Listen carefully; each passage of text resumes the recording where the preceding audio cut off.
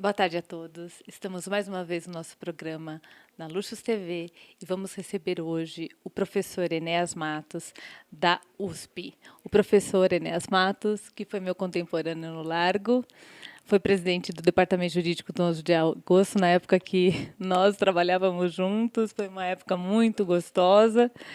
E me conta um pouquinho, o professor Enéas também, que é mestrado pela Universidade de Hamburgo, na Alemanha, doutorado pela Universidade de São Paulo. Boa tarde, é um prazer estar aqui contando e colaborando um pouco com o seu programa.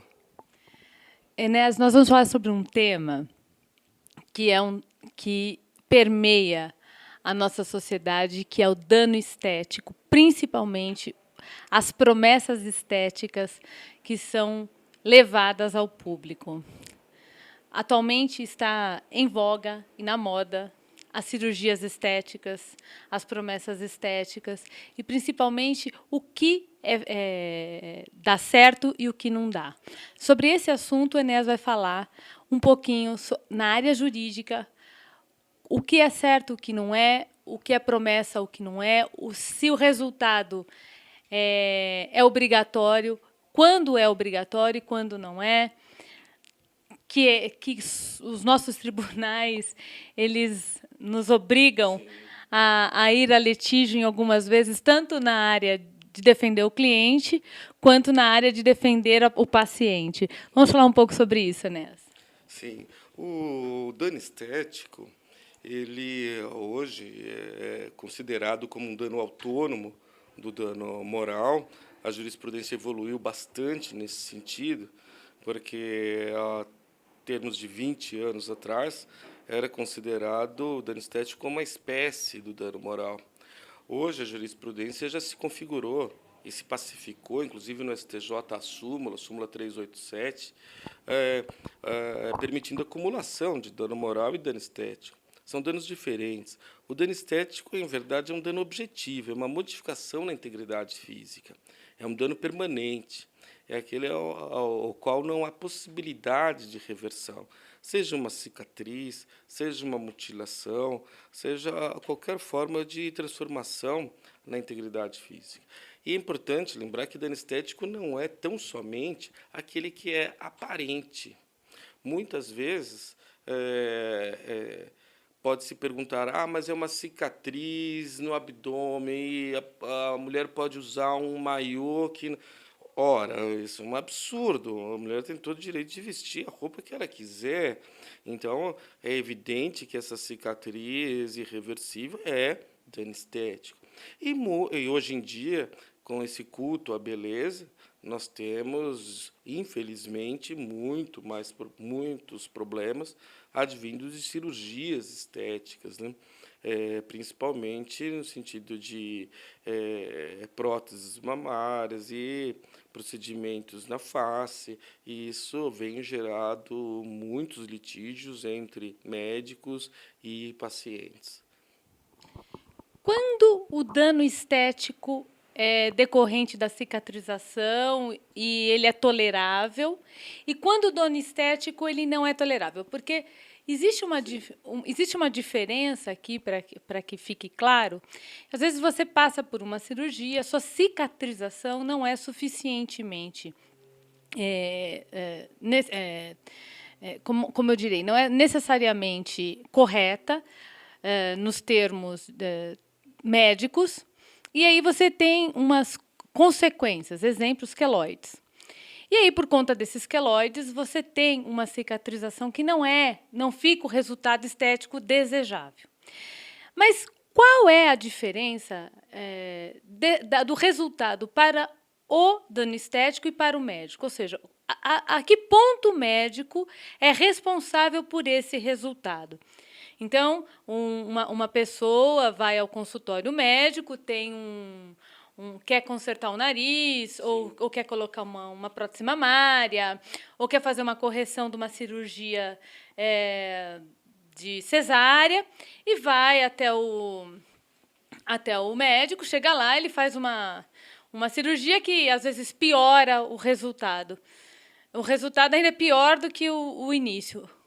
a que ponto o médico está efetivamente responsabilizado pelas consequências, pelo resultado da cirurgia? Primeiro, nós precisamos fazer uma diferença entre, na cirurgia plástica, da cirurgia reparadora e da cirurgia estética. Como você bem sabe, a cirurgia reparadora, a jurisprudência dominante, entende que a responsabilidade é por uma obrigação de meio que o cirurgião assume.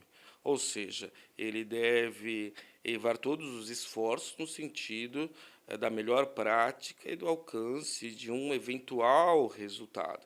Mas ele não é obrigado a um resultado específico. Já na cirurgia puramente estética, embelezadora, cosmetológica, essa não.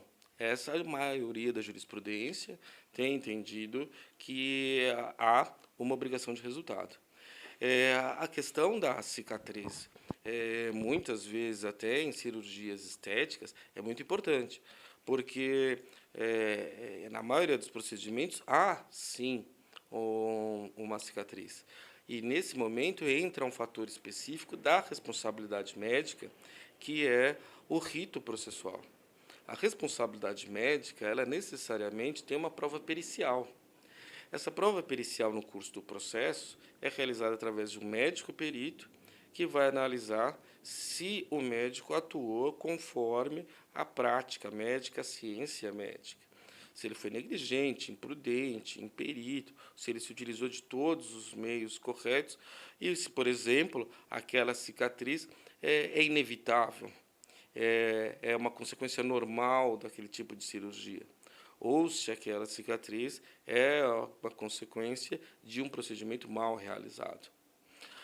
O perito, é importante dizer isso, o perito não vai decidir se a ação é procedente ou improcedente, se o médico foi culpado ou não culpado, se ele alcançou o resultado ou não. Ele vai simplesmente responder, simplesmente não, mas ele vai responder conforme a ciência médica, se ele atuou conforme os preceitos necessários para aquele caso. Ou seja, se aquela consequência que restou, por exemplo, uma cicatriz, por exemplo, em casos de cirurgia ortopédica, vamos mudar completamente o assunto, só para dar um exemplo. Muitas vezes há uma consequência e os médicos são processados porque o paciente entendia que ia ficar completamente curado. Não, há sequelas que são impossíveis de se evitar. E na cirurgia plástica também há sequelas que podem ocorrer. Mas se o perito considerar que aquela sequela poderia ter sido evitada pelo médico por algum procedimento, se ele tivesse sido mais prudente, utilizado algum outro tipo de técnica, algum outro tipo de medicação, e constar isso no laudo, o juiz vai avaliar isso. E isso pode gerar, sim, aí é uma análise do juiz, a procedência de uma ação de reparação por dano estético. Até aqui nós estamos falando, então, sobre o culposo, ou seja, sobre o dano em decorrência da conduta culposa do médico. Agora eu vou te incitar um pouco mais. Eu vou te perguntar sobre uma outra coisa, sobre a conduta não culposa, ou seja, sobre uma responsabilidade mesmo, a partir do momento em que o médico promete o resultado, nós pulamos a conduta culposa e estou te instigando a você me responder isso. Nós não estaríamos aí frente a uma conduta objetiva, de acordo com o Código de Defesa do Consumidor, porque se eu chego para a pessoa e ela me pergunta, olha, como é que está aqui meu nariz? Eu posso dar uma afinadinha, levantadinha? Meu nariz está ótimo. Eu acho que meu nariz está ótimo. Não, mas olha, ele vai ficar perfeito, ele vai ficar ótimo. E ele promete um resultado via computador que o meu nariz vai ficar assim incrível, minha boca vai ficar com enchimento maravilhoso. E o resultado final é uma deformação. Sim. Ah, não, mas foi a minha cicatrização, só que a cicatrização não é boa, tudo. Mas ele saiu do campo da reparação. Sim. E ele foi no campo da promessa de um resultado. Nós não estaríamos aí que ser desconsiderada a conduta meramente culposa do médico e ver efetivamente o que essas clínicas de estéticas estão fazendo, ou seja, prometendo o resultado? Esse é um grande risco da atual sociedade, do atual momento no qual vivemos. Esse culto à beleza exagerado tem causado a procura de clínicas estéticas e procedimentos estéticos, procedimentos dermatológicos, e muitas vezes com profissionais prometendo resultados, sim, a propaganda em veículos de comunicação dos mais vários e assim, dos mais variados, e assim prometendo um resultado, ou seja, mesmo que a pessoa não tinha qualquer tipo de deformação, ela procura diante dessa promessa e o profissional promete esse resultado. Ao assumir uma obrigação de resultado e não alcançando esse resultado esperado, incide uma responsabilidade para com o médico e ele deverá responder. Ou seja, independentemente de culpa, seja por aplicação da própria teoria da responsabilidade médica, na qual o médico em cirurgias estéticas assume, como eu disse, esse compromisso. Aqui nós temos um grande problema já de legislação, porque o médico profissional liberal, conforme o Código de Defesa do Consumidor, responde subjetivamente. E já as clínicas e hospitais, convênios médicos, aí podem responder objetivamente. Então, caso a caso, deve ser analisado isso. Mas, de uma forma geral, é um grande risco, hoje em dia, a contratação em clínicas que prometem um resultado. Clínicas dermatológicas, clínicas estéticas, principalmente cirurgias estéticas. E também o profissional médico deve, principalmente o profissional médico, deve tomar esse cuidado. Porque há pouco tempo, eu trabalho há 20 anos de responsabilidade civil, há pouco tempo, no meu escritório, compareceu uma moça, onde ela estava reclamando de uma cirurgia estética nas costas. Era a 13ª cirurgia estética dela. Ela não tinha nenhum problema. Eu não vi nenhum problema. Mandei passar por um médico, fez um laudo e disse: não tem nenhum problema.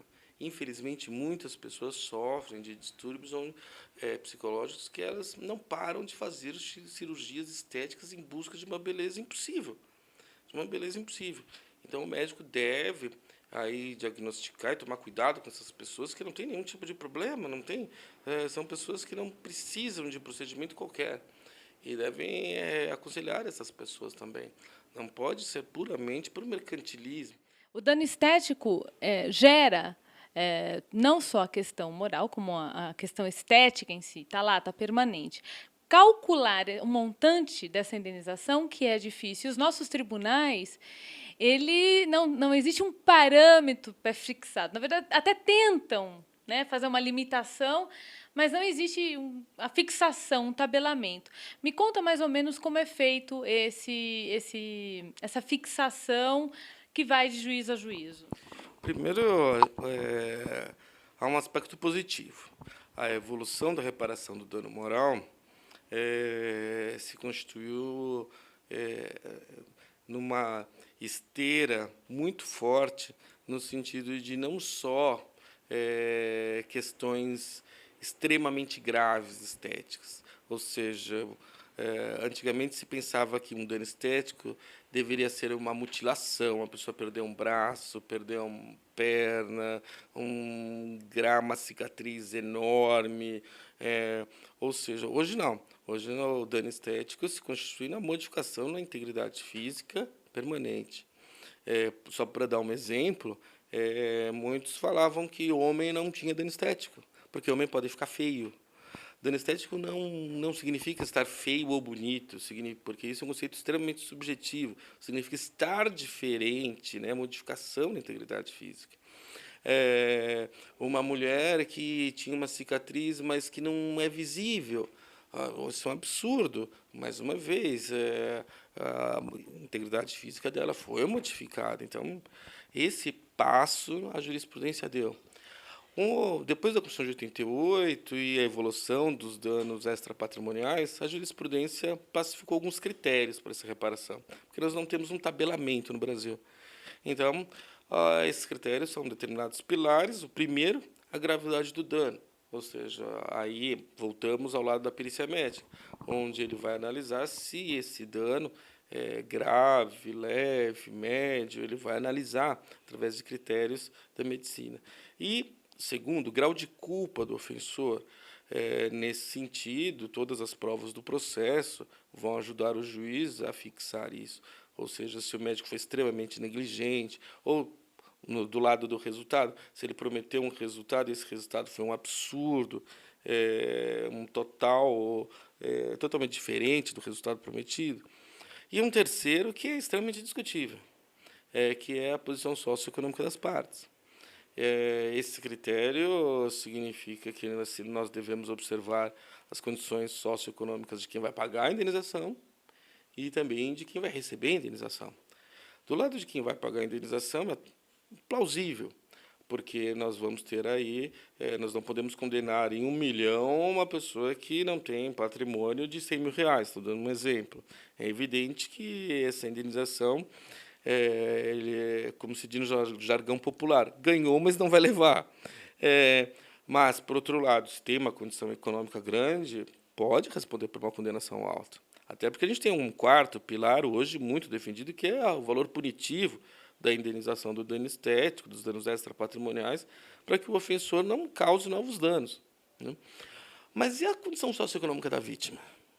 Aí nós entramos numa situação delicada, porque vamos colocar 2 exemplos bem claros, né, para ficar mais palatável a situação. Eu vou numa clínica estética extremamente luxuosa, reconhecida, renomada.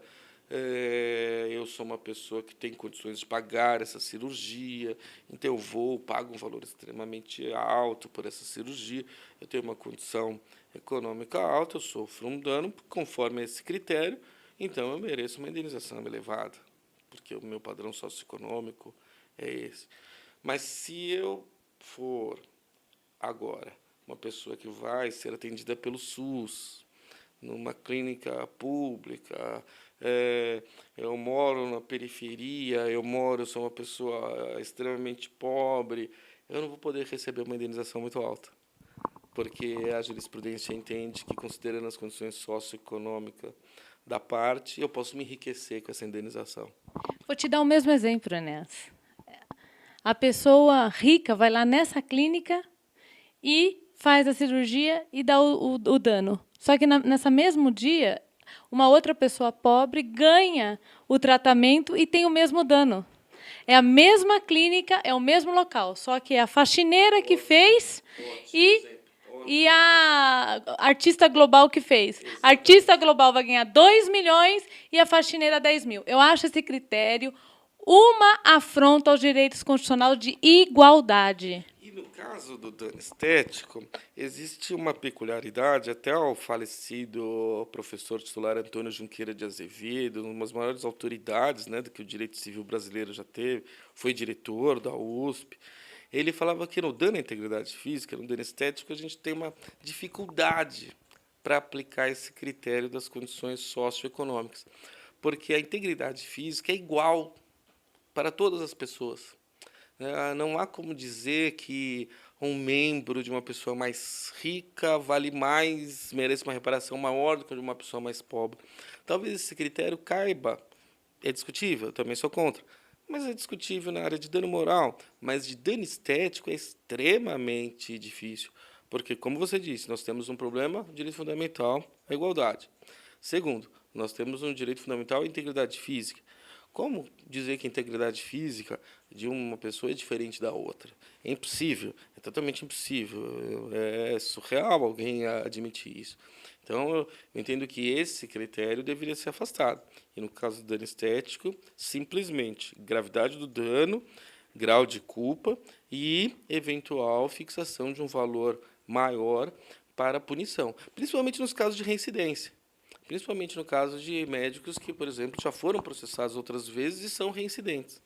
E nesses casos, eu entendo que a indenização deve ser majorada para ter um cunho pedagógico, até para outros médicos e para esse mesmo, para que não cometa outros danos, né? Infelizmente, pode vir a causar, então, com uma indenização maior, a gente pode diminuir essa possibilidade.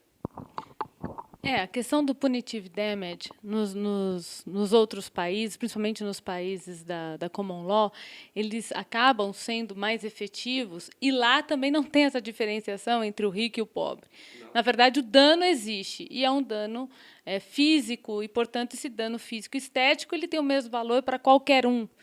Né? Essa questão do enriquecimento, eu acho que é um resquício da nossa sociedade, sim, né? Que sim. Deve ser afastado, é um resquício, aliás, eu acho que até cultural, sim. Social brasileiro, que a gente tem que lutar efetivamente nas nossas petições, nas nossas doutrinas, né? Fazer a nossa jurisprudência mudar o pensamento em relação a isso, porque, de fato, nós não estamos tratando com enriquecimento de ninguém. Nós estamos tratando com igualdade física, igualdade de dano, mas nós estamos falando de dano corporal e, principalmente, de dano psicológico, né? Sim, sobre a integridade da pessoa. Os reflexos psicológicos do dano estético são extremamente graves. Né? Eu conheço pessoas que, depois de um dano estético, ficaram assim, meses sem sair de casa, né? Com receio de sair de casa. Pessoas que tiveram o fim de um relacionamento amoroso depois de um dano estético. Pessoas que ficaram com depressão, ansiedade, síndrome do pânico, questões muito graves advindas de dano estético.